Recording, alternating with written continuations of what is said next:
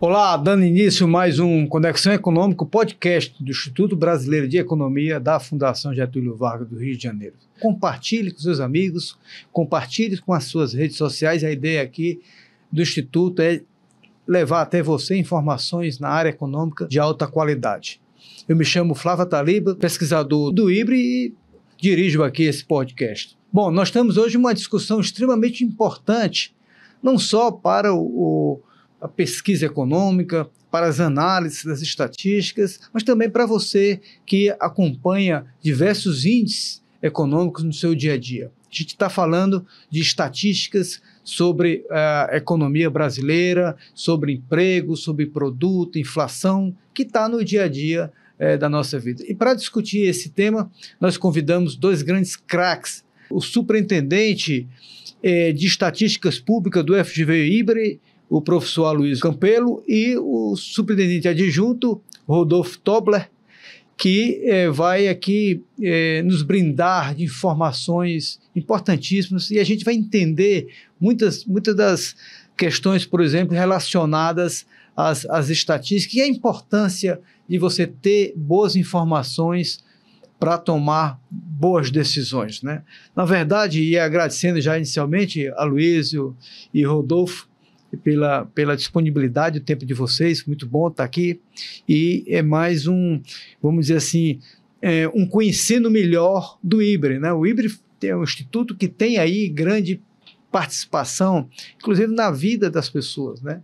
E a gente quer aproveitar esse segmento do IBRE que trata das estatísticas e das informações, tá bom? Inicialmente aí já dou aqui as boas-vindas a vocês, Aloysio, e que vocês aí dê aí as suas palavras iniciais. Sim. É um prazer estar aqui, né? Nós estamos aqui no IBRE há muitos anos e com muito orgulho de produzir estatísticas e análises econômicas que nós acreditamos serem bastante relevantes, importantes para a sociedade brasileira. Muito boa tarde, Flávio. Eu acho que é muito bom de falar desse tema, porque muitas vezes a gente não imagina o quanto que a estatística está presente no nosso dia a dia também. Então, às vezes as pessoas não percebem que no dia a dia a inflação faz parte delas, que muitas vezes também, enfim, o cotidiano das pessoas é envolto de estatísticas. E a tomada de decisão, né? A gente está tomando decisões econômicas o tempo todo e a gente precisa de informação, né? As pessoas antes, viu, Aloysio, antes de a gente começar a entrar em questões, vamos dizer assim, as mais importantes aqui da nossa conversa, você falou há muito tempo, né, que o IBRE está nessa agenda, mas na verdade o IBRE ele nasce com uma unidade da Fundação Getúlio Vargas, para quem não sabe, já no início da década de 1950, né, precisamente 1951, que é a fundação do Instituto, e isso é até anterior ao IBGE, não é isso? Não, o IBGE já existia, mas o IBGE naquela época ele se dedicava a geociências, a geografia e demografia. Tá, mas não produzia estatísticas econômicas e sociais, começou a produzir aos poucos. E como é que o IBRE entra nessa agenda, né? De certa forma, a Fundação Getúlio Vargas foi criada na década de 40. 47, 6 ou 47, por aí. Para produzir, para melhorar a gestão pública brasileira, com cursos de administração, né? Mas aí percebeu-se que seria difícil você tomar decisões de política econômica, né, de políticas públicas, sem ter estatísticas. Ter as informações. Sem ter as informações. Naquela época, o mundo todo já estava começando a produzir informações do tipo PIB, pelo menos, inflação, né? A inflação já tinha começado até antes do IBRE existir, a medição de inflação pela FGV, com índice pessoa consumidor ainda na década de 40, e em 52 o IBRE começou a produzir o PIB anual do Brasil, juntando estatísticas de várias fontes para poder ter um guia de como estava evoluindo a economia brasileira. Por sinal, o professor Carlos Ivan, presidente da Fundação, nos deu aí uma bela entrevista também, uma conversa muito boa nesse podcast, e ele conta muito bem a origem, né, da Fundação Getúlio Vargas. Quem tiver interesse de resgatar essa memória, convido aí a assistir novamente o podcast dele, muito bom, muito rico de informações.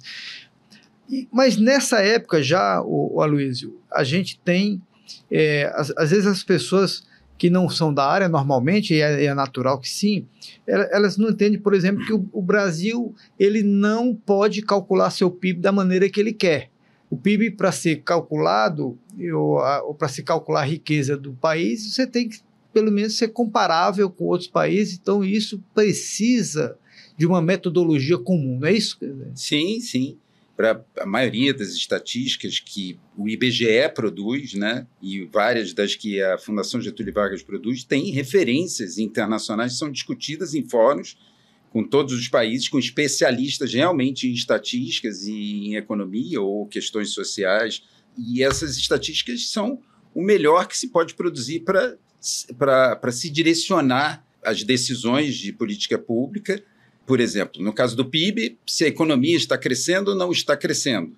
Mas o PIB resolve todos os problemas para saber se o país está na rota de desenvolvimento econômico ou não? Não. Aí, ao longo do tempo, foram sendo criadas outras medidas, como o Índice de Desenvolvimento Humano, mais recentemente, de uns 20 anos para cá, medidas até qualitativas de satisfação com a vida, da percepção das pessoas em relação à felicidade, ao bem-estar, né? Então, assim, o PIB ele mede uma coisa específica, né? E tem metodologias, poderia ser aperfeiçoado, mas ele o custo vai aumentando, há uma dificuldade muito grande de obter algumas dessas informações, e você tem um padrão, que é um padrão que é útil e representativo. Até as estatísticas do balanço de pagamentos também o IBRE inicia, não é isso? Sim.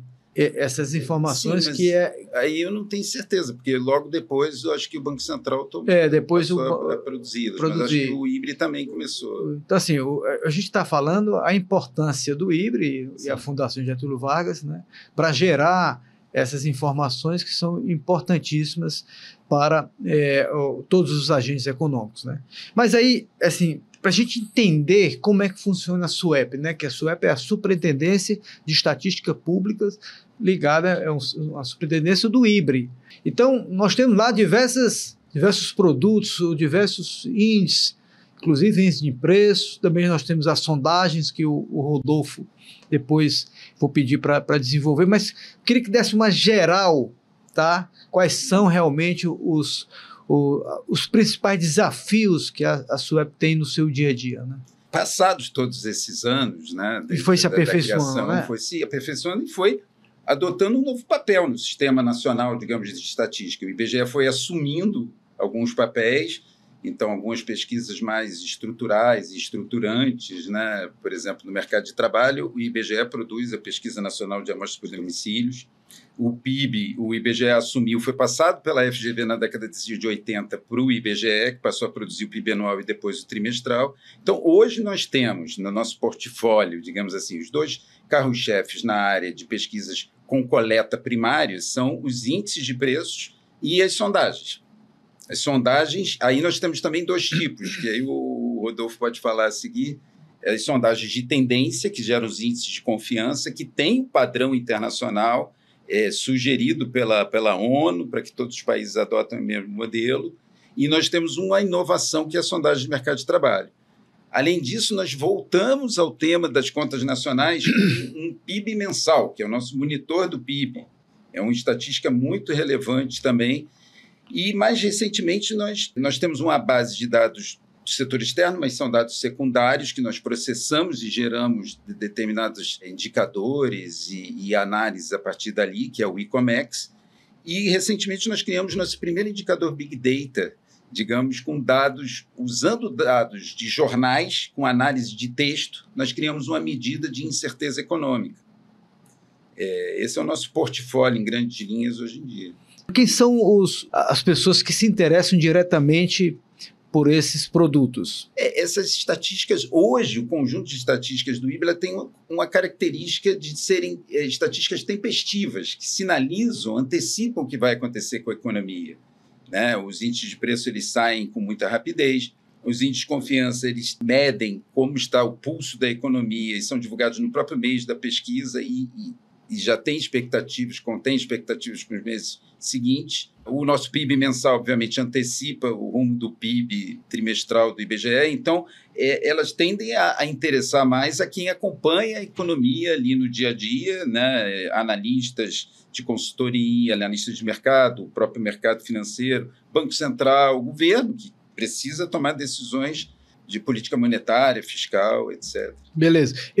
Eu vou entrar depois nesse tempo, porque eu queria entender como é que é feita a coleta dessas informações, como é que isso é processado, porque a gente sabe que a credibilidade é tudo nesse mundo de informações, né? A gente tem aí uma tendência de não ser extremamente rigoroso nas metodologias de cálculo, você acaba gerando distorções dessas informações. Mas eu queria colocar aqui o Rodolfo nessa discussão já. E, Rodolfo, o IBRE tem se notabilizado pela geração das sondagens. São diversas sondagens, que é um instrumento extremamente importante para dar uma informação a mais para aqueles interessados em determinados temas a buscar essas informações, porque isso, inclusive, vai ajudá-los a tomar boas decisões. Eu queria que você desse aqui, como o Aloysio deu esse quadro geral dos índices, né? Se a gente pudesse entender depois como é que são construídas as sondagens no IBRE.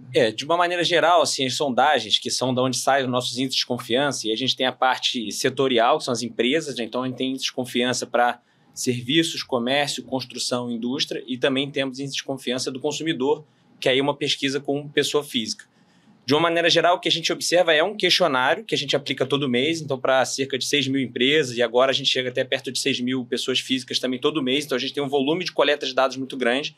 E a ideia desse questionário é que não seja um questionário difícil de ser respondido. Isso, até voltando até um pouco que a gente falou antes, assim, da importância da estatística, da metodologia, a gente tem uma metodologia que segue a metodologia internacional, então é um tipo de questionário, um tipo de pesquisa que já é disseminado no mundo, não é só uma coisa nossa, então a gente segue um rigor internacional também nessa criação desses indicadores, e a gente pergunta mensalmente alguns tipos de questões que são fáceis de ser respondidas. Então, quando a gente vai, por exemplo, lado empresarial, a gente pergunta para o empresário da indústria se ele está produzindo muito ou pouco nesse mês em comparação aos meses anteriores, se ele planeja aumentar a sua produção nos próximos meses, se os negócios agora estão numa situação boa ou ruim, ou normal, se a situação dos negócios pode piorar ou melhorar. Então, a ideia é sempre fazer uma pergunta que não seja difícil de ser respondida, para que as pessoas consigam responder rápido e a gente conseguir processar esses dados de maneira rápida. O que a gente acaba captando é um pouco desse sentimento de como está a atividade daquele setor ou das pessoas, como ela tem observado a economia naquele mês específico. Então, acho que vai muito de linha com o que o Luiz estava falando, a gente ter indicadores de maneira rápida. Então, se a gente está no mês, por exemplo, como o mês de março de um ano, a gente vai chegar no final do mês de março, a gente já vai ter no final do mês o índice de confiança daqueles setores, que é mais ou menos o termômetro do que os empresários do setor estão imaginando daquele mês, se a demanda está forte, se a demanda está fraca, para aquele momento do ano. Mas por que isso é importante, no caso do produtor, por que é importante ele ter acesso a uma informação desse tipo? Como é que isso entra na decisão dele? De maneira geral, a primeira importância, assim, é a tempestividade, ou seja, o dado vai sair em março referente a março. O dado quantitativo que o IBGE calcula todo mês, e não é... Nosso objetivo é complementar as informações que o IBGE faz nesse grupo de estatística.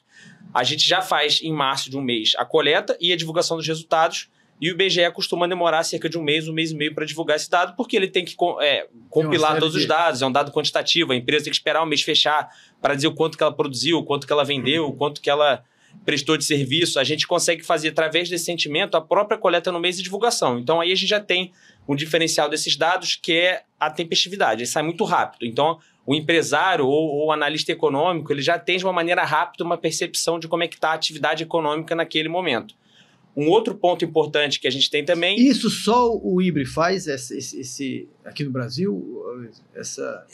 Não, você tem instituições que produzem sondagens, mas não o sistema todo recomendado, com melhores práticas, como o Rodolfo explicou, na parte empresarial, com 4 setores e mais o consumidor. Mas você tem...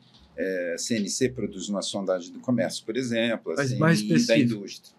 Exatamente. O sistema completo é um diferencial nosso e é também uma tradição que o IBRE tem. Nosso primeiro questionário, se não me engano, na indústria é da década de 60, quando ainda era por carta. Então, o empresário recebia carta.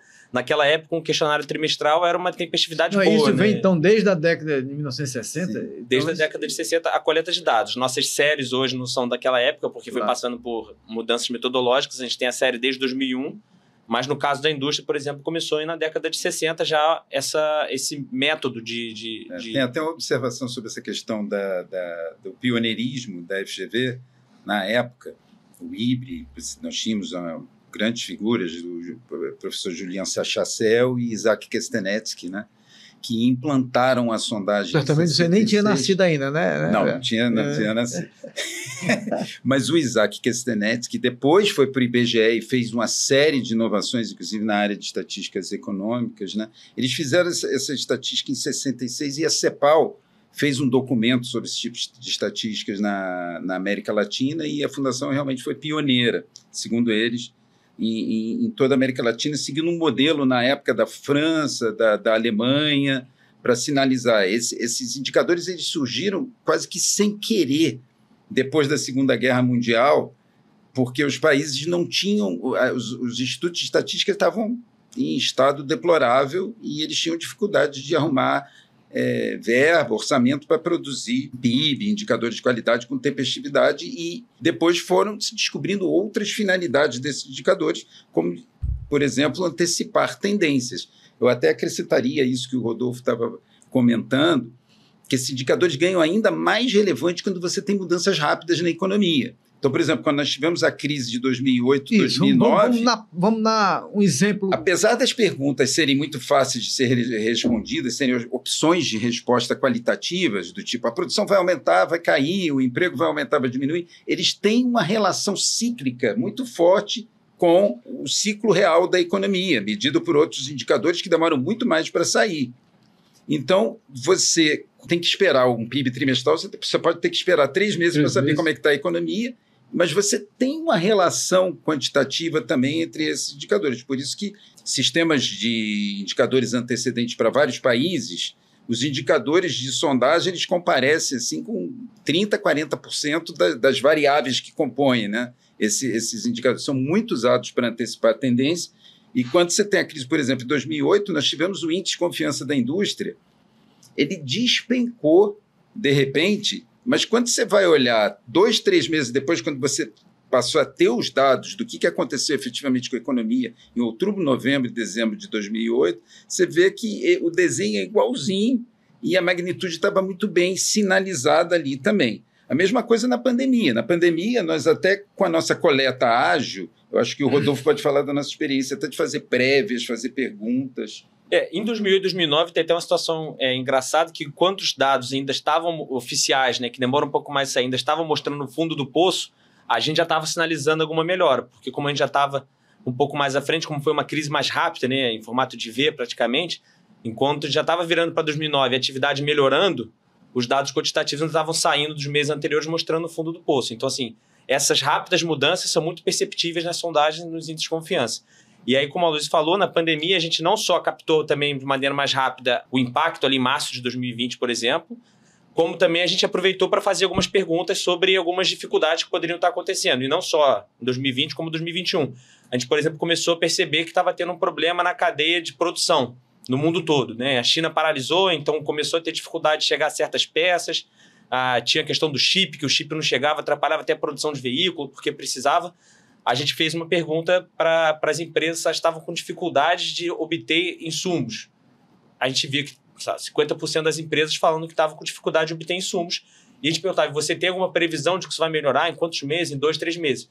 Então a gente conseguiu observar que esse descompasso que estava tendo na economia não ia ser só daquele momento, isso ia persistir, porque as empresas estavam com dificuldade de conseguir produzir porque a matéria-prima delas não estava chegando. Era muita matéria-prima. Então a sondagem captou. Ela captou. A gente tem essa possibilidade de, em determinados momentos, quando a gente observa algum tema relevante, a gente pode plugar uma pergunta ali para tentar entender. A própria pandemia foi um pouco curioso, porque no final de 2020, aqui no Brasil, a gente não imaginava que seria do tamanho que foi a pandemia aqui. E a gente decidiu no questionário de março, a gente falou, vamos botar uma pergunta para ver se a pandemia já está afetando alguma coisa, se eles acham que pode chegar, se alguém importa muito da China. E a gente botou uma pergunta em fevereiro, no final do mês, para ser feita em março. E em março já tinha muita gente falando. Deixa eu dizer, o questionário tem uma estrutura.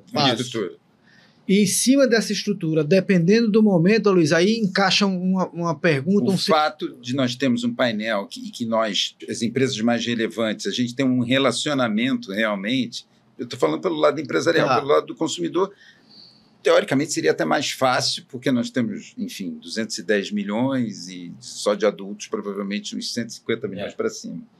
Mas no caso das empresas... Você tem um grupo que está ali disponível para responder. Nós temos um relacionamento de longa data, né? Esse é um ativo importante para a FGV e para o IBRE, né? Tanto na parte de sondagens quanto de preços.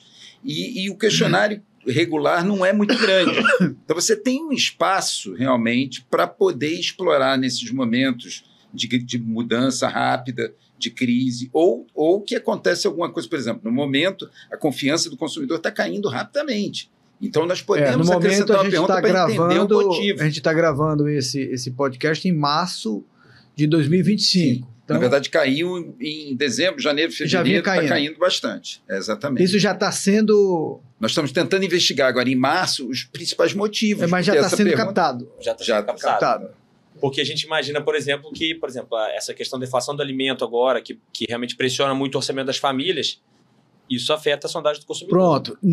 Já que você falou em inflação de alimentos, tem uma pergunta já do público. Eu queria aqui que a produção... Por que o preço das coisas continua subindo, mesmo quando falam que a inflação está controlada? Vocês viram a preocupação, eu vou reforçar o que ela falou. A inflação na casa ali dos 5%, mas a sensação, Aloysio, é que os preços são muito mais altos, ou seja, parece que o índice não reflete, né, a percepção direta, pois eu vou no supermercado, está tudo muito caro. Sim.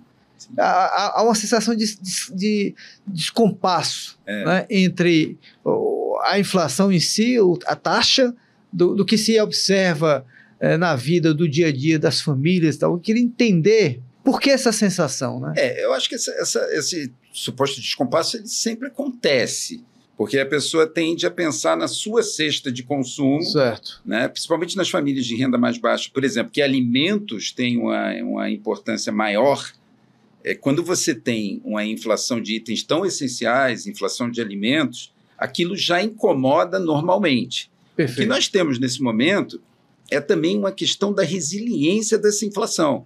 A inflação de alimentos está subindo desde 2020. O que é a resiliência da inflação? Ela está subindo acima de 10% há 5 anos, em média. Em média. Ela chegou a cair num determinado ano. Já vem acumulando, né? Mas ela está acumulando. Se você pegar a inflação dos últimos 5 anos de alimentos, ela está subindo, em média, acima de 10%. Quer dizer, há uma expectativa das pessoas que essa situação vá, mas depois volte, em alguns casos. Mesmo quando elas reclamam, e com razão, do dia a dia, porque que itens importantes do consumo delas, leite, carne, arroz, azeite, etc., subiu. Né? O que acontece com os índices de inflação? A ideia é medir a inflação média da população. Então, de famílias de 1 a 40 salários mínimos, né? Você vai até um limite, 33 ou 40, dependendo do índice. E aí você tem muitos itens, né? Você tem os itens de habitação, aluguel, você tem serviços, você tem bens duráveis que não estão subindo muito já há algum tempo. A inflação das televisões, das geladeiras, dos fogões, isso daí tem estado bem comportada. Mas esses itens essenciais, o IBRE, por exemplo, acompanha a inflação. No site do IBRE, no portal de inflação, nós temos ali a inflação pelos chamados decis de renda, quer dizer, você vai de 10% e 10%. As famílias, as 10% mais pobres... O segundo decil, 20%, 30%... 10% seguinte, exatamente. O IBRE faz esse cálculo por decis. Por decis. Tem lá no site. Então, quando a inflação de alimentos sobe, qualquer pessoa quem sofre mais é a população de baixa renda, porque o peso é maior de alimentos nessa população. E isso nós estamos captando também, esse incômodo aonde? Nos índices de confiança. Os índices de confiança das famílias de baixa renda está caindo muito mais rápido nos últimos meses. Havia uma expectativa em meados do ano passado que essa inflação de alimentos ia ficar finalmente bem comportada, mas ela voltou a subir no final do ano. Então, realmente, isso é um incômodo muito grande para a população. Deixa eu só voltar. Você falou que todo mundo poderia acessar e ir na página do IBRE e verificar, está disponível para o público, verificar lá qual é a inflação correspondente à minha faixa. É uma forma de olhar. Tem uma outra área do portal da inflação em que você também pode, mas aí são itens bastante agregados, né? Por exemplo, lazer, alimentação, tem uns 10 itens que você pode tentar distribuir a sua cesta e fazer a sua inflação individual. Ah, tá. Isso também dá para fazer, mas no caso dessa inflação que vai dos 10% mais pobres aos 10% mais ricos, são cestas de consumo diferentes de muitos produtos, né? Feitas com base na pesquisa de orçamentos familiares do IBGE, essas cestas de consumo da população. Você vê quais são as faixas de renda que estão sofrendo mais ou menos a cada momento. Tá. Então, assim, respondendo diretamente à pergunta, a sensação é porque ela já vem acumulando ao longo do tempo, todo mês, mas depois o preço já está... Está alto, não, está caindo e são bens essenciais. Sobra menos para fazer qualquer outra coisa, porque a pessoa não pode substituir por outro. Você pode substituir marcas, às vezes substituir algum produto, mas por outro item de alimentação que também, muitas vezes, também o preço também está subindo. Acho que o Rodolfo tem aí um... E acho que é porque também é uma média, né? É importante lembrar isso, que a inflação nunca vai ser exatamente a mesma que a sua inflação, né? E isso, acho que até não é do mesmo tema da inflação, mas a gente até já conversou um pouco mais cedo, é a questão da importância de você entender o que aquele indicador está medindo. Porque ali a inflação está fazendo uma média da população, do consumo da população para fazer aquilo. E isso, por exemplo, ultimamente também tem acontecido com a taxa de desemprego. A taxa de desemprego se propõe a calcular o percentual de pessoas que não está trabalhando, mas que está buscando algum emprego. Então, muitas vezes a gente tem visto falar, a taxa de desemprego não está captando, porque as pessoas estão deixando de procurar emprego por causa do Bolsa Família, por causa daquilo.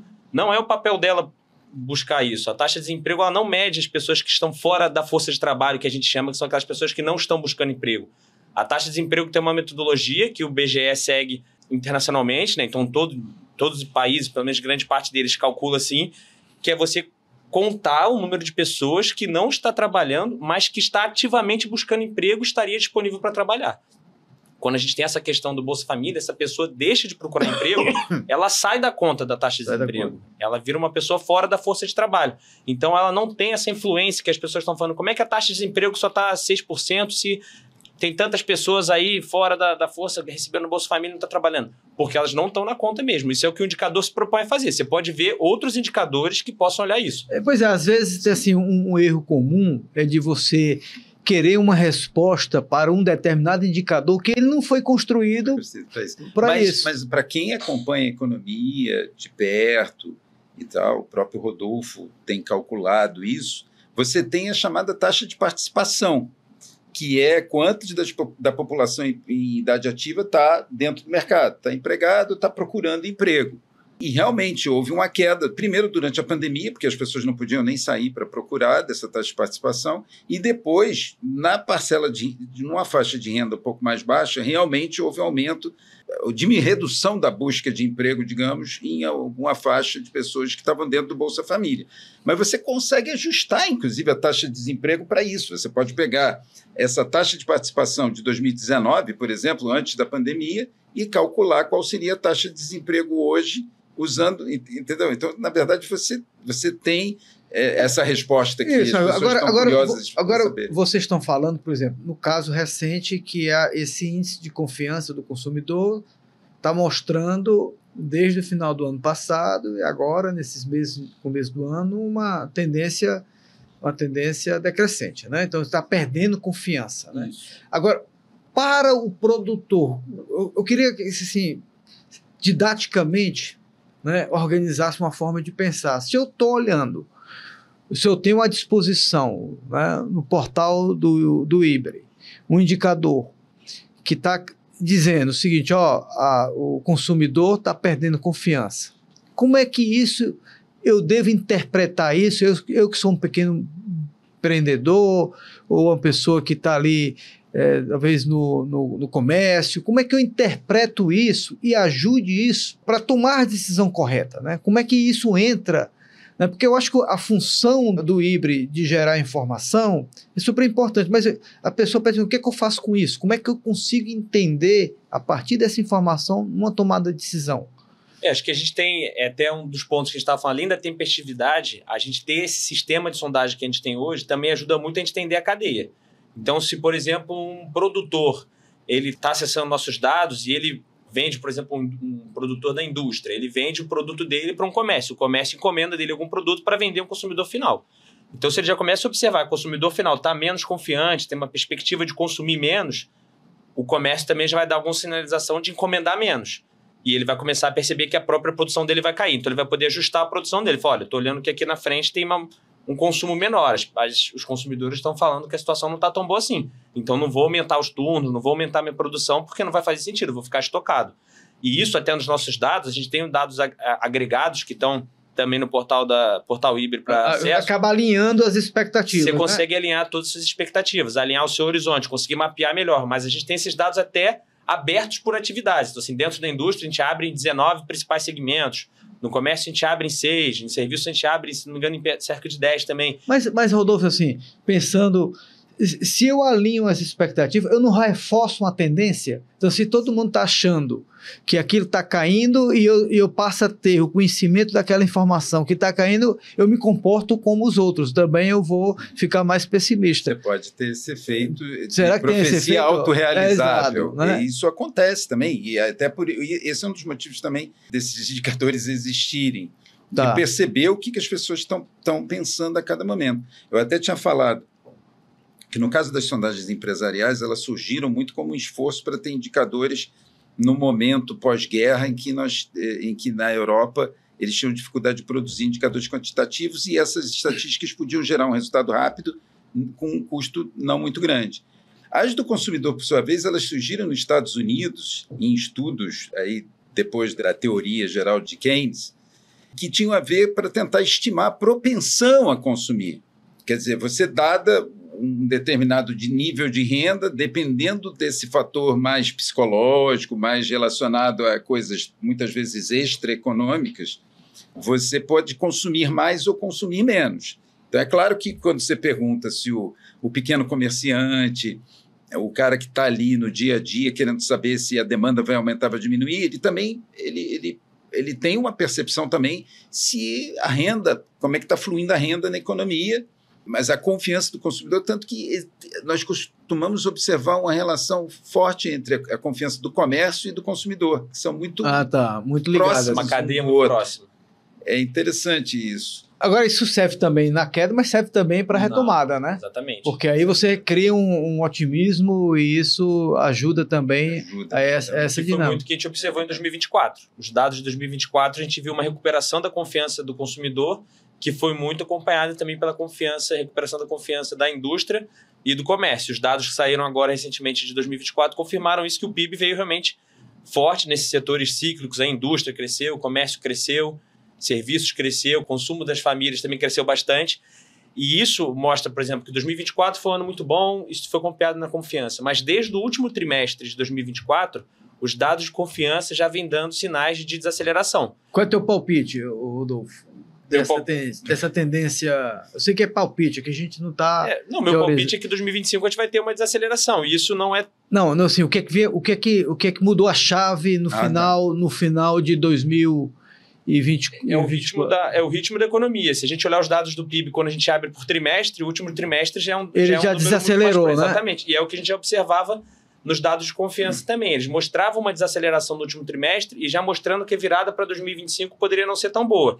E é bem factível a gente imaginar isso quando a gente vê que no meio do ano o Banco Central voltou a subir juros para controlar a inflação. Sim. A inflação continua apertando, então a tendência é que esse ano de 2025 seja um ano de mais aperto. As empresas já estão observando isso, observando que não tem sido uma demanda tão forte, que esse início de 2025 tem dado alguns sinais de desaceleração.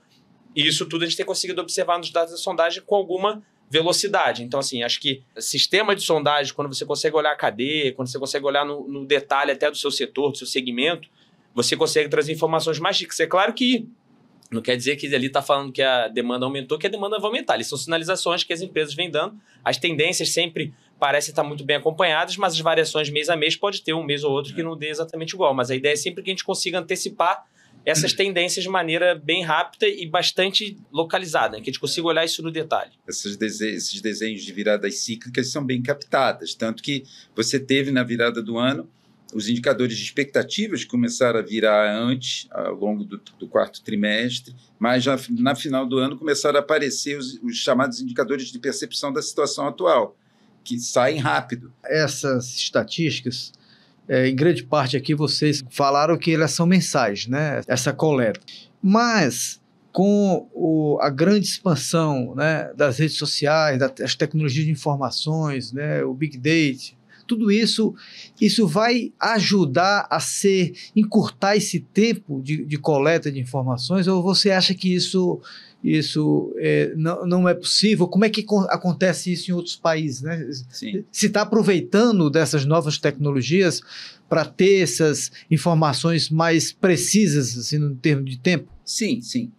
Eu acho que assim, você tem hoje esse mundo de Big Data, ele traz 1000 possibilidades, né? Tem muitas empresas privadas que estão buscando saídas também para gerar indicadores, por exemplo, de nível de atividade, usando dados do sistema financeiro, por exemplo, que tem de uso de cartões de crédito, de Pix. Nós estamos ligados, inclusive, a esse tipo de informação. Uma outra questão sobre percepção é o uso de textos, por exemplo, até de redes sociais. Nós já fizemos um experimento desse tipo. Então, você pode, por exemplo, ter uma coleta que você divulga ao final do mês do índice de confiança do consumidor e, ao longo do mês, você meio que sinalizar para onde ele está indo com base em percepção obtida em redes sociais ou outras frentes em que você possa captar informações de texto ou mesmo de áudio ou mesmo de imagens, né? Isso existe, são frentes que você pode fazer. Mas, assim, se houvesse interesse da sociedade por algo contínuo, o próprio survey, a própria sondagem poderia fazer. Isso é caro, né? Essas coletas são caras, né? Sim, você poderia fazer o contínuo. Nós temos como fazer um contínuo média móvel, digamos assim, né?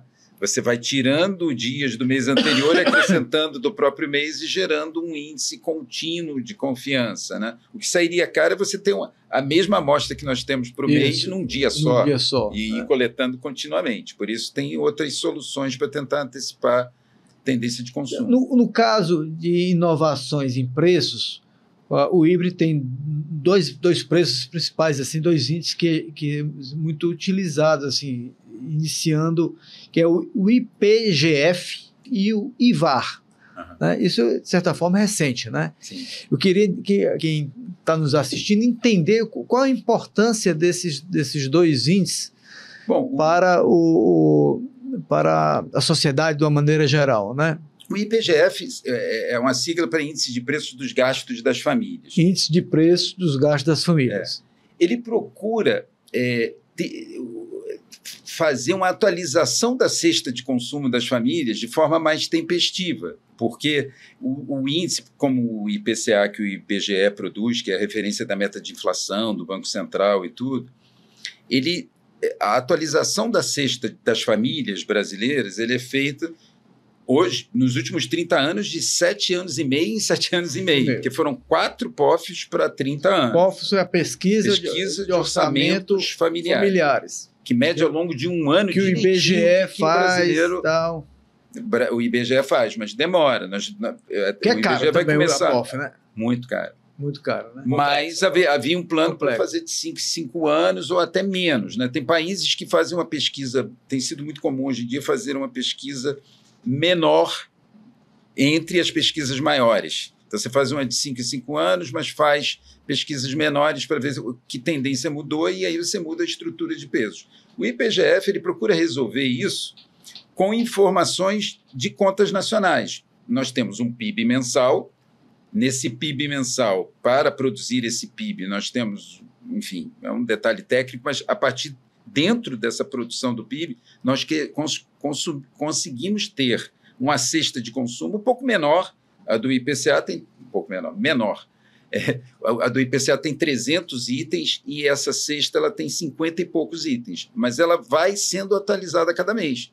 Então, por exemplo, pelo IPGF, nós conseguimos perceber um aumento, por exemplo, ao longo de 2024, de uns 3 pontos do peso dos alimentos na composição de gasto dessas famílias. Foi mais tempo. Mas deixa eu só fazer uma pergunta ainda sobre o IPGF. Uma família pode... Como é que ela calcula o IPGF dela? É possível fazer isso? Não. Assim, eu tenho minha composição de gastos no meu orçamento, da despesa de uma família, e eu quero saber qual é a minha inflação. Não. Aí você teria que ou ir... No site tem uma cesta pequena, bem agregada, né? Em alguns... muito agregados. No portal da inflação. No portal da inflação. Você faz uma inflação pessoal, ou você identifica a sua renda familiar em termos de salários mínimos e olha lá aquela informação por DCIS, ou seja, dos 10% mais pobres aos mais ricos. Então, o IPGF é um indicador agregadão, um indicador que usa dados de contas nacionais para reponderar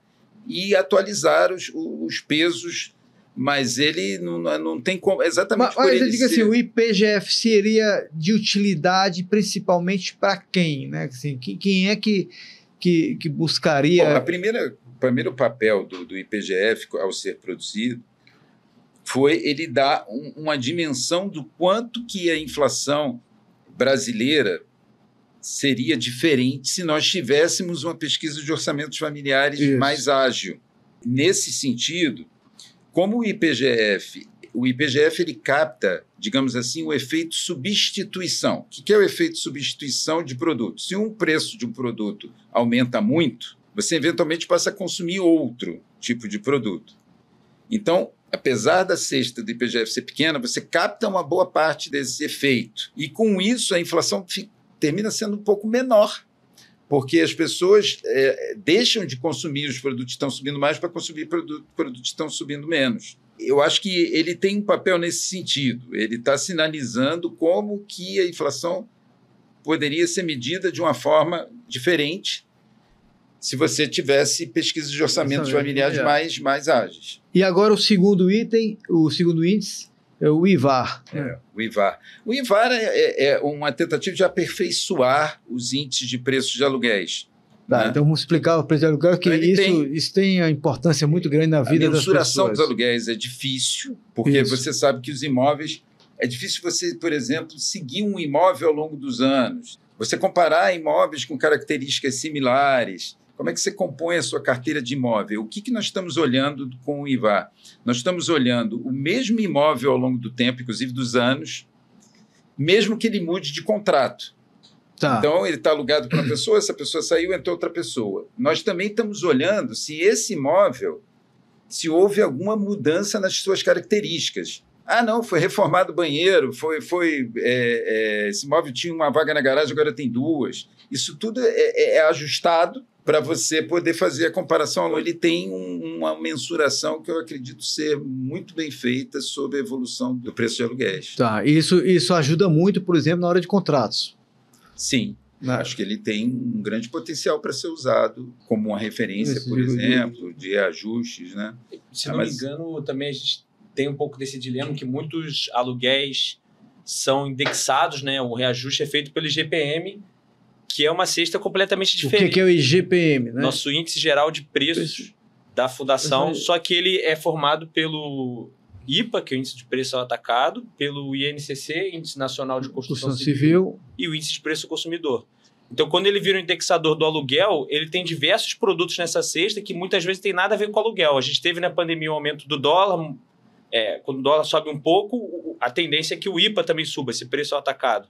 E isso faz o IGPM subir. Então, às vezes, ele acaba fazendo com que se reajuste seu aluguel. Pois é, Rodolfo, nesse ponto aí, eu ouço reclamar assim, eu usei o IGPM para o aluguel da minha casa e o IGPM estourou e aí eu entrei de vai um pouco naquela linha que a gente está falando de você saber o que o índice de fato está medindo para saber se ele está sendo usado para o que deveria ou não. Você pode olhar e ver, eu quero botar o IGPM ali no meu contrato, mas, por exemplo, o IVAR hoje ele é um indicador que mede a variação dos imóveis. O IGPM, lá na virada dos 80 para os anos 90, ainda na época da hiperinflação, o mercado financeiro pediu para a FGV para fazer o IGP, na época, ele era medido do dia 1 ao dia 30. Você tinha inflação muito alta. Eles queriam um índice que pudesse fechar no penúltimo dia útil do mês, para que antes da virada do mês eles pudessem calcular o valor da rentabilidade, saber qual é o indexador para um contrato, porque ele não podia esperar muitos dias para já corrigir um contrato, por exemplo, qualquer, seja de aluguel, etc. Então, a inflação era alta e houve esse pedido.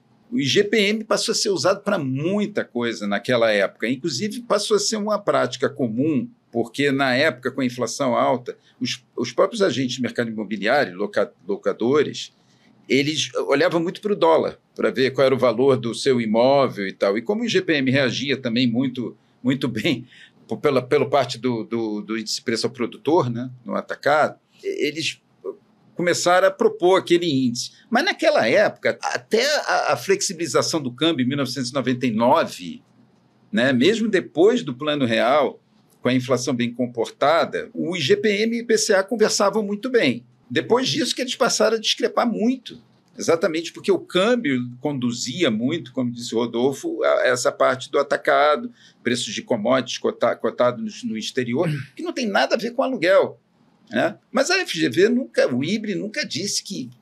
O IBRE não recomenda a ninguém o uso de nenhum indicador. Ele simplesmente produz os indicadores, explica a metodologia, mantém uma metodologia que geralmente é uma metodologia que tem uma referência internacional, né? Não é uma jabuticaba, na maioria das vezes. Nós não inventamos totalmente aquela metodologia e nós tentamos seguir aquilo mês a mês com as mesmas práticas, né? E é aquilo que nós divulgamos. Então, assim, mas as pessoas começaram a divulgar, a usar o IGPM, não era... Não sei se é o caso, né? Entendi. Não, eu digo assim, importante esse ponto que você falou. O IBRE não indica, assim, não está orientando você a usar índice A, B ou C. Isso não é...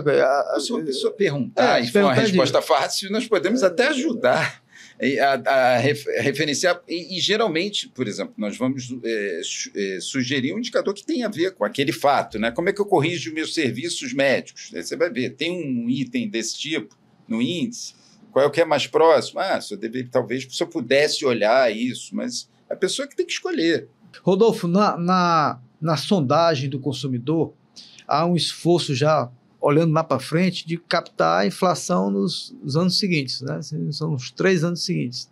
É um desafio grande, né? Imaginar no Brasil, eu pensar, isso também ajuda na tomada de decisão dos agentes. A gente já tem também essa tradição de perguntar para os consumidores qual a inflação que ele observa para os próximos 12 meses, e a gente observa um pouco até parecido com a pergunta que a gente recebeu.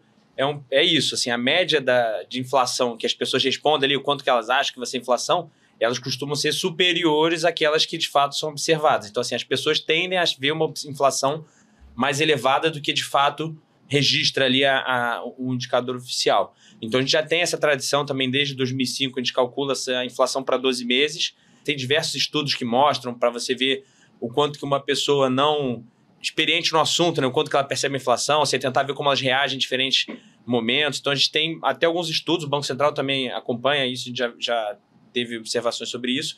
E agora, no último ano, a gente criou essa outra observação, quando a gente olha para 3 anos à frente. A gente tem feito essa pergunta agora para os consumidores, como que eles enxergam a inflação não só para 12 meses, mas também no horizonte mais longo. Isso é importante para a gente ver também, isso...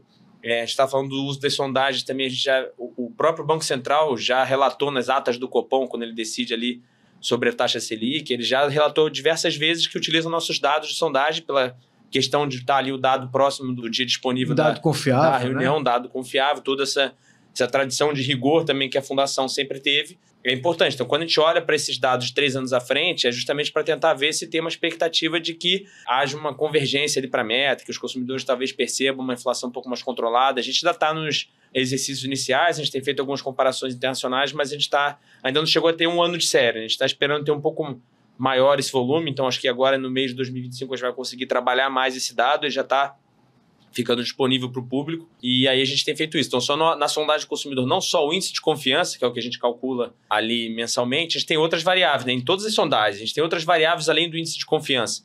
O Aloysio citou há pouco tempo que na indústria a gente tem o NUS, que é o nível de utilização da capacidade instalada. É quanto que a empresa está operando no total dela. A gente tem também o nível de estoques. Ele disse se o estoque está baixo ou não.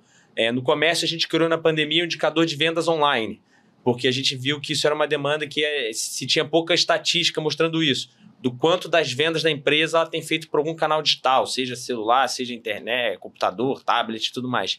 A gente tem acompanhado isso, o quanto que na pandemia teve uma participação grande por necessidade também, agora se estabilizou, mas num patamar mais alto do que tinha. Então, na sondagem do consumidor também a gente tem outros indicadores além da confiança, e esse é um deles, que é tentar olhar um pouco melhor para essa questão da inflação, porque a gente sabe que, enfim, a gente não vive aquela inflação dos anos 90, mas a inflação sempre é um problema, né? As pessoas no Brasil conhecem muito sobre a inflação.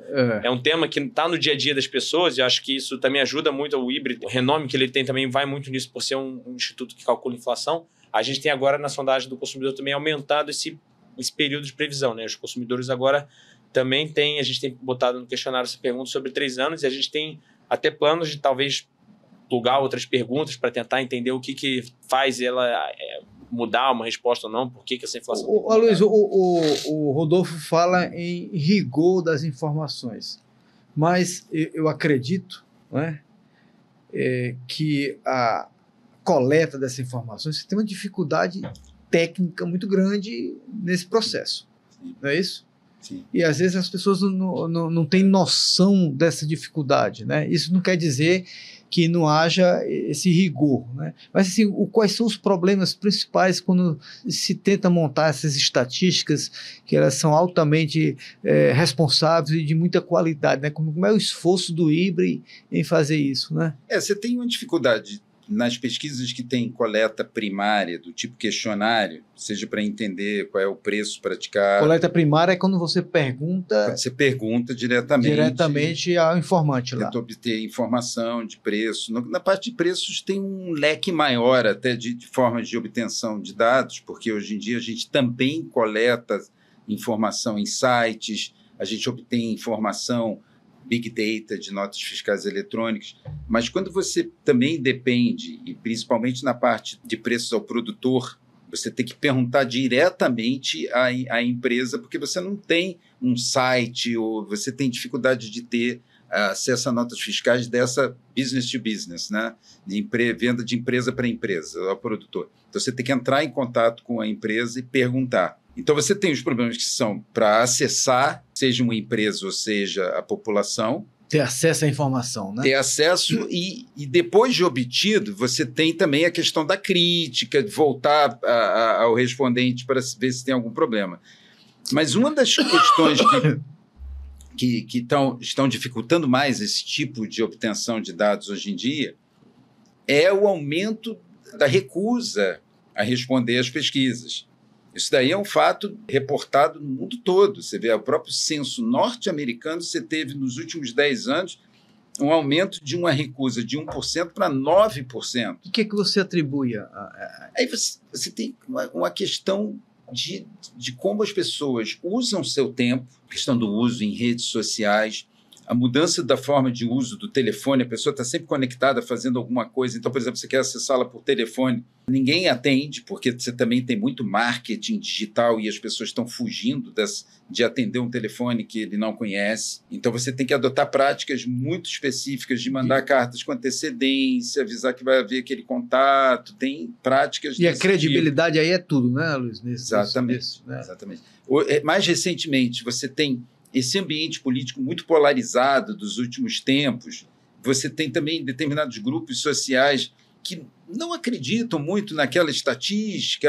Essa instituição, eu acho que essa instituição ela está capturada por algum... está capturada por algum interesse. Não quero responder, não. Então, é multifatorial, mas eu acho que essa questão, por exemplo, o acesso do telefone tornou-se muito difícil. Os métodos foram mudando. Hoje em dia você também tem mais coleta chamada via web.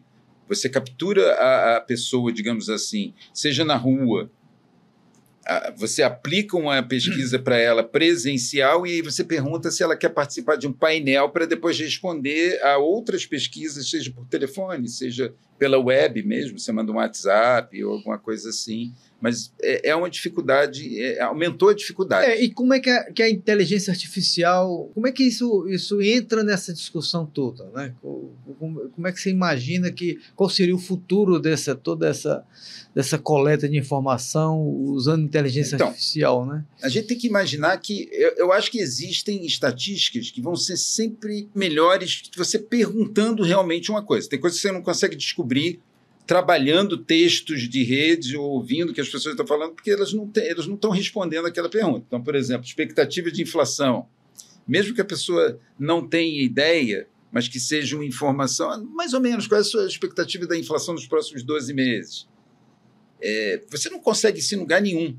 Agora, as informações que você pode obter, a inteligência artificial pode ajudar a obter novos indicadores, produzir novos indicadores. E ela também pode ajudar a acessar as pessoas para continuar obtendo informações, né? Então, a inteligência artificial hoje em dia ajuda, por exemplo, a turma que contacta no telefone a sugerir um diálogo, inclusive. Né? Elas são a máquina é treinada, por exemplo, com os melhores pesquisadores, as pessoas que melhor convencem as pessoas a participar de uma pesquisa, e a máquina vai ouvindo como é que começa o diálogo e ela vai sugerindo uma abordagem para tentar convencer a pessoa a praticar. Então, ela pode ser usada de várias formas, tanto para ajudar a trabalhar no método mais antigo de surveys, quanto a produzir novos indicadores. Agora, assim, o interesse, né, o interesse da população, de alguma forma, ela vai mudando ao longo dos anos, né? Os desejos, as preocupações, e sempre, talvez, quando vocês pensam num indicador, acredito que vocês pensam nessa perspectiva de tentar entender o que está acontecendo e como é que acontece esse processo de criar novos indicadores, né? Como é que isso surge na decisão lá da superintendência? E assim, eu acho que a gente precisa criar agora um indicador que vá capturar determinada situação. Como é que é esse feeling, né, de buscar essa inovação num novo indicador? Entendeu? Não, ou foi confuso? Eu acho que foi bom e eu acho que faz todo sentido. E eu acho que o primeiro passo é pensar num tema que é relevante, que a gente precisa cobrir ou tentar captar melhor, tentar entender melhor. Acho que o primeiro fator é sempre esse, a gente tentar ver qual é o tema que a gente não está captando bem ou que a gente poderia captar melhor. Aí até aproveito para puxar um pouco o sardinha para o lado, mas, por exemplo, a gente está criando nos últimos 2 anos, a gente começou e tem aprimorado a sondagem do mercado de trabalho. Ela não é uma pesquisa do mesmo jeito que a sondagem do consumidor, as empresariais, de ter um índice de confiança, mas a gente entendeu que, por exemplo, a PNAD do IBGE, a PNAD contínua, ela calcula taxa de desemprego, taxa de participação, que a gente já falou, calcula diversas taxas de informalidade, tem diversas questões lá. Mas existem algumas questões que ela não é papel dela. A gente pode chegar a algum outro lugar. Existe uma demanda por outras informações do mercado de trabalho que talvez sejam mais opinativas, se a pessoa está satisfeita com o trabalho, se aquele trabalho é de qualidade, se a pessoa está exausta trabalhando, se tem, enfim, é mais opinativo. Então a gente acabou vendo, no mercado de trabalho a gente tem uma gama de informações da PNAD, mas a gente percebe, e é um pouco que a sociedade diz, a gente vê a taxa de desemprego chegou em novembro ao menor da série histórica, desde 2012. Muita gente fala, como é que está no menor da série histórica se, eu tô ganhando mal, se tá difícil para mim, se tá isso. Então a gente foi para esse lado, a gente precisa entender um pouco melhor essas percepções. Será que a qualidade do emprego está caindo? Será que as pessoas não são satisfeitas? Será que as pessoas buscam agora, se o sonho da carteira assinada já não é mais o mesmo, as pessoas não querem ter carteira assinada, querem ser mais independentes? Então a sondagem do mercado de trabalho foi criada nesse vácuo. A gente falou, aqui tem um tema, mercado de trabalho, desigualdade, a gente quer entender um pouco mais isso, então como é que a gente faz isso? A gente está criando uma pesquisa, coletando informações com pessoas físicas, perguntando para elas algumas variáveis. A gente está agora chegando no período de maturação, então acho que esse ano a gente vai ter uma divulgação mensal também para captar um pouco essa questão mais de qualidade do emprego, porque justamente são questões opinativas, são questões mais que não são só o dado quantitativo, que é o papel que o IBGE tem feito e faz há bastante tempo. A gente quer ir um pouco além disso. Então, a gente pensou nessa sondagem. Então, acho que todo esse processo de criação de indicador vai muito nessa linha. A gente teve, há um tempo atrás, que até acho que a gente pode falar mais na frente sobre isso, que é o indicador de Big Data, que é o nosso indicador de certeza. Pode falar agora. Então, que é o indicador de certeza. Ele é um indicador que coleta informações em jornais se o termo incerteza tem sido muito mencionado. e também se as expectativas, né, dos agentes econômicos estão discrepando muito ou não. Então, se a gente começa a ter variações muito grandes nas expectativas, ou se nos principais jornais do país começa a ter muito termo incerteza, ele sobe. E, por outro lado, o contrário, né? Se começa a ter menos termo incerteza nas notícias e se tem menos discrepância, ele cai. Então, a gente começou a criar, assim, a gente tentava entender qual o volume de incerteza que a gente tem hoje. Assim, os números estão aqui, mas se fala que tem uma incerteza, mas cadê ela? Vamos medir ela. Então, foi feito esse indicador já tem um tempo, foi equipe do Pedro, se não me engano, que já saiu do híbrido, mas enfim, a gente manteve essa produção de estatística hoje que a gente tem do indicador de incerteza, também seguindo uma metodologia muito próxima do internacional, como a gente falou, de sempre seguir um rigor metodológico, que já existe em outros lugares também que a gente possa comparar. A gente tem hoje esse indicador de incerteza que ele é feito com robozinhos, né? Ele é feito com scraping, que é entrar lá no site, contar o número de palavras de incerteza em notícias e ver se está muito alto ou menor, ou maior do que os últimos meses. E a gente calcula esse indicador mensalmente também. Vai muito nessa linha. A primeira questão para a gente criar um indicador vai muito do tema. Qual é o tema que que o Brasil precisa agora, que a sociedade demanda, que a gente tem mais interesse de produzir, porque o indicador criado sem que tenha uma pessoa para consumir não é de nada, ele não serve de nada. Então, o principal fator é esse. A gente tem que pensar num tema que seja importante, que a gente esteja vendo que tem tido uma demanda muito grande da própria sociedade. Aí depois a gente vai por caminhos para tentar ver qual é o melhor método para se chegar nessa informação. No caso do indicador de certeza, foi via Big Data, um robozinho, um scrape, então assim, uma tecnologia super avançada para conseguir chegar nesse indicador. No caso, sondagem do mercado de trabalho, a gente está indo por uma linha de entrevistar as pessoas porque a gente precisa saber a opinião delas sobre determinados temas. Nada impede que no futuro a gente também adicione questões aí de inteligência artificial e tudo mais. Mas no momento foi por essa linha. Então vai muito nesse sentido. A gente primeiro pensar num tema, depois pensar num método para chegar nessa informação e depois faz toda uma análise também se parece que as informações estão fazendo sentido, toda uma qualidade da estatística para ir depois ir a público, né, para ser divulgado. Eu só acrescentaria, acho muito bem colocadas as observações do Rodolfo, que é exatamente isso, mas eu até condicionado um pouco a um certo limite das áreas de interesse do próprio IBRE, porque o IBRE também não tem seu limite, abraçar, né, o mundo tudo, e trabalhar sobre tudo. Então, o IBRE já tinha que... E já faz muita coisa, né? Absurdamente, né? A quantidade de índices e sondagens e preços que nós falamos aqui é absurda. A nossa percepção de que a economia brasileira, por exemplo, não tem mais como crescer por avanço da população, chamado bônus demográfico, ela tem que crescer por produtividade mesmo. Gabriel, você tem que agora explicar, já que você entrou nesse tema, vamos explicar aí para o nosso quem está nos acompanhando aqui. Você não pode crescer mais pela população? Sim. Porque você não adiciona mais... Você tinha uma adição de jovens entrando no mercado de trabalho. Que é fator de produção, né? Está lá... Fator de produção. Está adicionando lá na produção mais trabalhador. Exatamente. Aí se empurrava o PIB. Empurrava o PIB. E agora você está me dizendo que essa participação de jovens proporcionalmente... A taxa de crescimento demográfica caiu muito. Na década de 70 estava em torno de 2,5%. Agora nós estamos em 0,6%, 0,7%. Tá. Então a implicação disso é que esse efeito ele perde força. Ele perde força e você tem que crescer. E daí vem até, inclusive, problemas para a economia, como, por exemplo, se tem pouca gente entrando no mercado de trabalho agora, quem vai financiar a aposentadoria? Então, o sistema de aposentadoria tem essa discussão. Já fizemos uma reforma, será que temos que fazer outra, né? E o Brasil tem que olhar bem para essa questão da produtividade, quer dizer, como é que a gente produz mais com a mesma quantidade de trabalhadores? Isso, né? Perfeito. Por exemplo, como é que nós conseguimos avançar nesse sentido, sermos mais eficientes, né?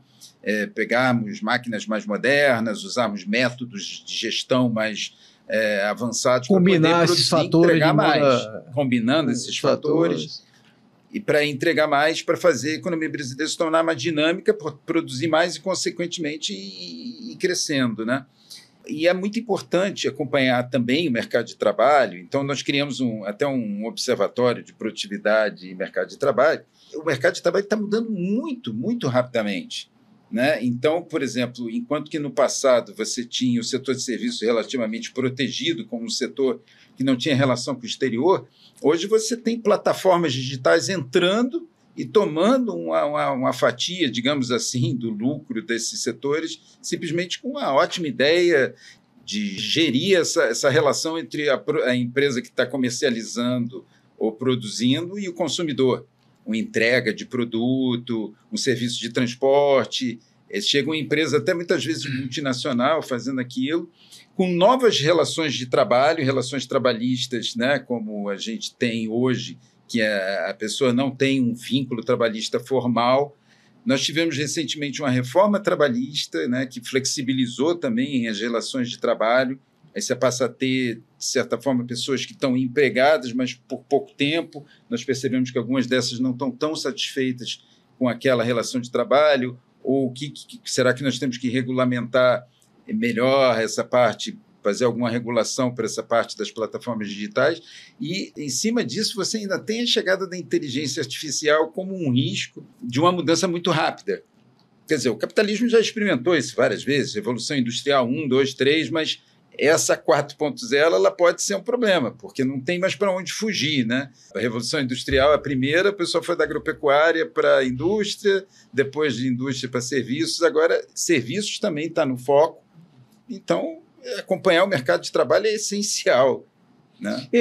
Você falou uma coisa muito importante aqui que eu estava percebendo, essa mudança permanente. Mas, após a pandemia, houve alguma mudança radical que vocês perceberam em algum desses índices ou em tendências? O que mudou nesse nosso mundo agora pós-pandemia? Nós estamos aí 2, 3 anos após esse processo. Conseguiu capturar algum desses efeitos? Dentro das nossas estatísticas, nas sondagens que a gente conseguiu capturar nesse período de pandemia, além daquelas questões que a gente tinha falado de durante a pandemia tentar entender o que estava acontecendo, tem algumas estatísticas que a gente tem conseguido manter como quesitos especiais, que a gente chama, que acabam sendo feitos com alguma frequência, mas não mensal, para tentar captar um pouco disso. Que a gente já tem hoje já bem consolidado esse indicador de vendas online, que isso é uma questão muito grande para o setor do varejo, porque antes da pandemia já tinha uma parte que tinha seus sites, que já vendiam seus produtos de maneira online, mas era muito concentrado em grandes empresas. A gente viu na pandemia que teve uma necessidade. Quando você tem uma restrição de funcionamento, uma loja que era de beira de rua não pode funcionar, ela acaba buscando métodos para conseguir vender, e a gente vem observando isso, que hoje o percentual de vendas online está ficando entre 15% e 16% nos nossos dados, e antes da pandemia era cerca de 8%, 9%. Então tem um ganho aí, por exemplo, de digitalização dentro das empresas. A gente vê muito isso no setor do varejo.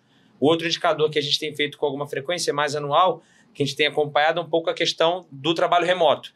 A gente viu que na pandemia também, por uma necessidade, grande parte das empresas tiveram que alocar seus trabalhadores em casa, né? Então, boa parte delas tiveram que se adaptar, trabalhar de forma remota, e isso, naquele período mais crítico, foi um percentual muito mais elevado. Então as empresas fizeram aquilo muito por necessidade e que depois foi diluindo ao longo do tempo. Hoje o que a gente vê nos dados ainda é um pouco acima do que a gente tinha ali no pré-pandemia, mas já mostra realmente um retorno ao trabalho presencial. Isso a gente tem visto muito.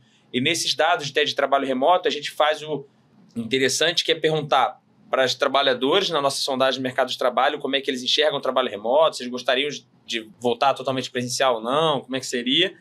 E também pergunta para as empresas, ou seja, para os patrões, né, como é que eles enxergam essa questão do trabalho remoto. A gente vê que tem algumas observações diferentes, assim, geralmente a quantidade de dias que está trabalhando de casa dá parecido, cada um respondendo, mas quando te pergunto quanto você gostaria, geralmente o trabalhador gostaria de ficar um pouco mais em casa e os empresários gostariam de um dia menos em casa. Então, assim, a gente tem observado alguma dessas estatísticas que vieram por causa da pandemia. Então, no início da pandemia, a gente começou a fazer esse conjunto de estatísticas que a gente tem feito até agora. Então, assim, nos nossos dados, o que a gente tem visto mais, assim, bem claro de impacto da pandemia são esses dois exemplos que eu trouxe agora. Perfeito. Tem uma discussão, a gente já está encaminhando aqui já para o final da nossa conversa, mas antes eu queria trazer ainda um tema, talvez seja a síntese, né, de todo desdobramento de uma política pública, é o quanto as pessoas estão mais felizes ou não numa sociedade, né? E medir felicidade é algo extremamente complexo, né, Rodolfo? Ou seja, você ter um índice que possa capturar o quanto aquela sociedade é feliz. Inclusive, o Daniel Kahneman tem um artigo de 2010 ou 2011 publicado, um artigo que foi muito interessante, que ele fez para os Estados Unidos, que ele diz que a renda, o aumento da sua renda vai trazendo supostamente esse aumento do índice de felicidade, mas até um certo limite. A partir dali, mais renda não vai lhe dar mais felicidade, porque vai obrigar você a trabalhar mais, vai perder o fim de semana para adquirir essa renda a mais, então você está sacrificando outras coisas na sua vida, o tempo, a sua família, etc. Né? E ele, se eu não me engano, ele limita em $75 mil no ano, que seria a partir daí você ter esse índice, porque ele incorpora outros fatores psicológicos, sociais. A gente já pensou em ter um índice de felicidade que pudesse, Aloysio, o IBRE dar essa... Eu sei que na sondagem do mercado de trabalho, se eu não me engano, você, inclusive, quando você esteve no Nordeste apresentando, eu queria também falar sobre esse tema, você levou algumas perguntas específicas sobre a região Nordeste, e a gente sabe que o Brasil é um país continental, existem diferenças regionais de percepções de várias coisas, né? Então, 2 pontos aqui que eu queria colocar na mesa para a reflexão de vocês. Primeiro, é importante a gente encaminhar em ter um índice de felicidade, mesmo que seja autodeclarado. Segundo, as diferenças regionais importam, né? Quer dizer, existe um Brasil bem diferente nas suas diversas regiões. A gente está conseguindo avançar ainda nessa nova frente, Aloysio? Começando por você aí.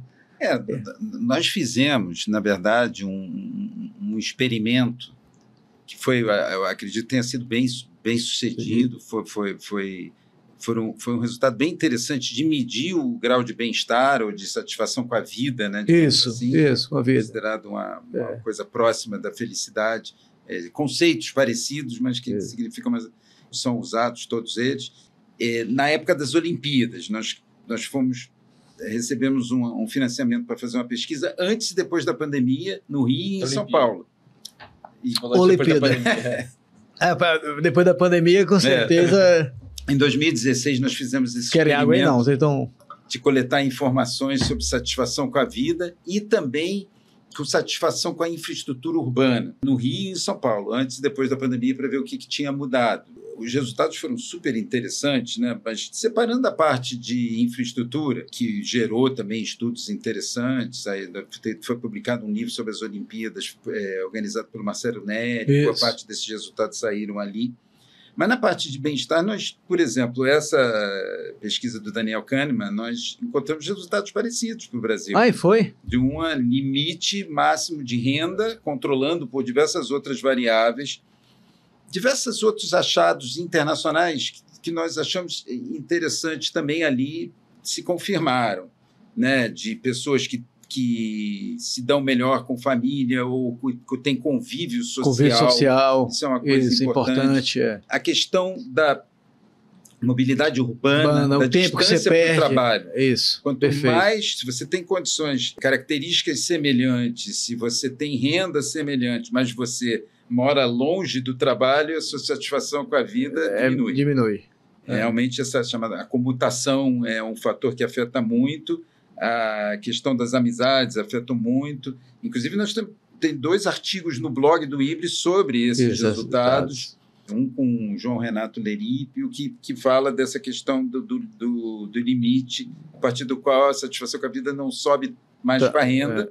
Mas depois disso, até nós estamos fazendo algumas experiências extemporâneas, né? Nós ainda não estabelecemos uma rotina de perguntar sistematicamente na sondagem de mercado de trabalho, que nós perguntamos da satisfação com o próprio trabalho. Mas eu acho que seria uma boa ferramenta para nós voltarmos a usar. Nós temos pensado nisso, de incorporar uma pergunta ou 2. Se você é feliz, para ir monitorando ao longo do tempo. Normalmente as perguntas de 0 a 10, o quanto você é feliz, né? Que aí a pessoa... Quer dizer, se você... Aí tem um problema seguinte, eu torço pelo Flamengo, o Flamengo perdeu, se você perguntar no dia seguinte, o cara vai estar triste e vai estar feliz. Você vai estar feliz. Então, você pode até deixar mas no geral, né, funciona bem. Eu acho que seria uma boa ideia, não sei se vocês pensam em ter assim, algo que capture um pouco essa felicidade do brasileiro. Aí é uma questão de prioridade. Porque, por exemplo, quando a gente inclui dentro da sondagem do mercado de trabalho, mas a gente não inclui outras perguntas desse tipo que eu estava falando, sobre tempo, distância para o trabalho, rede social e outros convívio fatores, familiar. Assim, a gente não vai conseguir. Aí, realmente, no momento, nós não temos a pesquisa que vai nos dar esse indicador e as explicações para que ele funcione, mas nós estamos vendo o que a gente pode extrair que tem a ver com a questão do bem-estar puro e como é que a gente consegue. O Aloysio respondeu a primeira pergunta. Agora eu queria entender as questões regionais. Faz sentido a gente também. Eu sei que, como o Aloysio está falando, também o IBRE tem limite, né, do seu pessoal para atender a tantas demandas, né, demandas legítimas, né, mas faz sentido, Rodolfo. Você comandou uma sondagem no mercado de trabalho especificamente para a região Nordeste, né, e foi divulgado isso no ano 2023. E a gente já está pensando, né, Luiz, de ter outros momentos, né? Mas qual foi a tua percepção quando você olha para uma região e olha para o país como um todo, né? Eu acho que faz total sentido a gente ter essa análise regional, né? Acho que até quando a gente conversou lá em 2023 sobre o mercado de trabalho, a gente levou esse recorte da sondagem do mercado de trabalho para lá, mostrava muito essa discrepância regional que a gente tinha. Até recentemente também agora, nesse início de 2025, a gente fez um estudo que mostrou um pouco disso. Assim, primeiro, a gente vê essa questão da informalidade. A informalidade em 7 estados do Brasil, quando a gente fechou 2024, estava acima de 50%. A maioria está concentrada no Norte e Nordeste. Quer dizer, todos eles estão concentrados no Norte e Nordeste. O resto do país, não. Tem informalidades também ainda elevadas, mas abaixo de 50%. Quando a gente olha os indicadores de mercado de trabalho, que foi até naquela apresentação que a gente vê indicadores que mostram uma vulnerabilidade maior, uma dificuldade maior no mercado de trabalho do Nordeste, por exemplo. Então, assim, é difícil a gente imaginar que uma política pública nacional vá conseguir atingir todas as regiões do país, porque a gente vive um país de tamanhos continentais e com estruturas muito diferentes dentro de cada região, né? Então, acho que faz todo sentido a gente ter cada vez mais um volume de informações regionais, o que a gente tem buscado, até uma agenda nossa também no IBRE, de tentar trazer mais informações regionais para que a gente possa fazer análises um pouco mais profundas e que mostrem o que de fato, né, a gente os diversos Brasis, né, e alocar melhor as políticas públicas, né, porque muitas vezes esse do mercado de trabalho foi bom. Naquela época a gente fez essa pergunta sobre bem-estar com a vida também, até mostrava era interessante o resultado, porque assim, os indicadores sobre satisfação com o trabalho, vulnerabilidade, tudo que a gente tentava olhar, o Nordeste parecia ter um resultado pior, mas a gente, quando perguntou sobre bem-estar com a vida, ele estava até superior às regiões, então se mostrava que tinha uma certa felicidade, uma discrepância. Ele não era o melhor no mercado de trabalho, mas na satisfação com a vida tinha até um número mais favorável. Isso conta um pouco da história que falam que o Brasil também é assim, né? Que tem indicadores de desenvolvimento piores, comparado com outros países. Com outros países tem uma expectativa melhor. E isso acho que até vai ver que são as praias nordestinas, o sol, aí que deixa a pessoa... Deve influenciar. Né? Deve influenciar, né? Eu acho que realmente nós precisamos... o Brasil precisa olhar melhor essas diferenças entre regiões para adotar políticas públicas mais eficientes que levem em consideração as nuances regionais. Né? Eu me lembro quando nós já começando a olhar para o Nordeste e olhamos diversos indicadores e concluímos que nós tínhamos uma tempestade perfeita no Nordeste durante a pandemia, porque realmente todos os indicadores foram um pouco piores, seja por composição do PIB, o setor tendo mais serviços. É mais afetado, o PIB tinha tido um desempenho pior do que a média, mercado de trabalho, consequentemente, né? A inflação também estava pior, a confiança tinha caído mais. E ali tinham mais problemas que talvez suscitassem uma política específica. E particularmente sobre o Nordeste, Aloysio, a própria SUEP, né, a Superintendência de Estatísticas Públicas, ela já tem um esforço de trabalhar o PIB do Nordeste, né, isso de avançar nessa agenda. Né, isso é muito importante para o Nordeste ter também o seu PIB trimestral, os estados, né? Sim, desde a criação do Centro de Estudos de Desenvolvimento do Nordeste, nós começamos a investigar isso para criar, a partir dos PIBs dos estados, gerar um PIB para a região, que nós até estamos considerando fazer uma primeira divulgação agora, mês que vem. Mês que vem, em abril, né? Se o programa sair depois de abril, mas então fica o mês passado. Né? No boletim de infraestrutura do Nordeste. Perfeito, então. Bom, a gente está chegando no final, eu gostaria aqui de passar a palavra final para vocês E assim, eu acho que a pergunta final é o seguinte: para onde é que a gente precisa avançar, né? Em termos de estatística, o que é que vocês imaginam e como é que isso, como é o interesse cada vez mais em ajudar as pessoas com essas informações, né? Como é que a gente consegue conectar as pessoas e ajudar as pessoas a entender esses índices, né? Tão importante, porque ninguém vive, né, Luiz, sem informação. Você sai de casa, você olha se o clima, se vai chover ou não, ainda mais uma decisão financeira, que a informação é a informação de qualidade, de credibilidade, é tudo também, né? Você perde essa regra de ouro, aí é complicado, e a Fundação Getúlio Vargas, por tudo que faz, ter se notabilizado pela sempre a sua coerência e as melhores práticas nesse setor, né? Aí, sua despedida de vocês aí. Os grandes temas, eles estão aí. É claro que a mudança da sociedade vai gerando também novas possibilidades de se medir coisas que antes não se mediam e passar a medir coisas que passaram a ser relevantes que não eram anteriormente. Mas esses grandes temas de você medir como está o nível de atividade, numa economia capitalista você monitorar preços, a referência de preços é uma coisa extremamente importante, mercado de trabalho, né, essas relações entre empresas e trabalhadores, que tipo de trabalho nós temos hoje, onde é que as empresas estão contratando, você vê como é que isso é importante para a pessoa que está procurando, por exemplo, emprego, onde é que as empresas estão contratando, como é que elas estão olhando para o futuro, que tipo de profissional elas querem contratar, por exemplo. Nós estamos falando de inteligência artificial, como é que elas estão mudando esse perfil de contratação, treinando as pessoas. Isso são coisas que nós estamos tentando obter mais informações na sondagem do mercado de trabalho, né? Então, nosso objetivo é realmente gerar informações que sejam úteis, tanto para o gestor público quanto o gestor privado e para a população. Cada um vai usar a estatística para tomar melhores decisões no seu dia a dia e nas políticas públicas. Luiz, deixa eu perguntar antes de passar para o Rodolfo. Sempre quando eu trago os nossos convidados aqui, eu pergunto a eles assim, quem foram aqueles economistas que influenciaram, né, vamos dizer assim, o pensamento econômico. E nesse contexto, o Keynes parece ter sido muito importante, inclusive na medição das estatísticas, não é isso?